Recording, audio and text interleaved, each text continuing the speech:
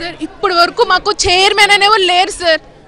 Chairman లేకుండా వీళ్ళు ఎవరు సార్ మాకు ఇస్తారు రూల్స్ సార్. మేము 10th వెళ్ళి మేము రిపోర్టింగ్ చేయాలి సార్ కాలేజెస్కి సార్. అది మేము సైన్ చేసేస్తే మేము ఖచ్చితంగా 3 years కానీ 2 years కానీ మేము ఇంటర్న్షిప్ ఒప్పుకున్నట్లు లెక్క సార్. ఇప్పటి వరకు కిందకు కూడా రాలేదు సార్. ఆయన ఏం సమాధానం చెప్తారు సార్ మాకు? మేము మినిస్టర్ల దగ్గరికి వెళ్ళాం సార్, అన్ని కనీసం మేము పవన్ కళ్యాణ్ గారి దగ్గరికి వెళ్ళి అన్ని ట్రై చేసాం సార్. కానీ ఇప్పటి వరకు మాకు జరిగిన న్యాయం జరగలేదు సార్.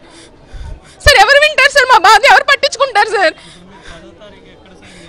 సార్ మేము ఇప్పుడు మాకు ఏదైతే కాలేజ్ వాళ్ళు అలర్ట్ చేశారో ఆ కాలేజెస్ దగ్గరికి వెళ్ళి ప్రిన్సిపల్ దగ్గర నుంచి ఆయన రాయమని చెప్తారు. మేము సంతకాలు అన్నీ చేయాలి సార్.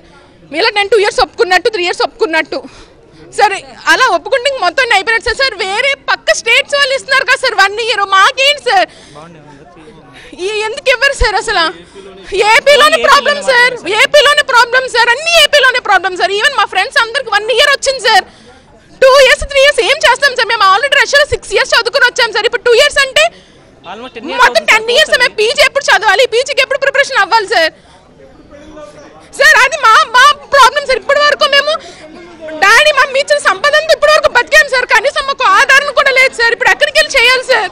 కనీసం మేము స్టేట్మెంట్ కూడా అడగట్లేదు సార్. ఐఎంజీ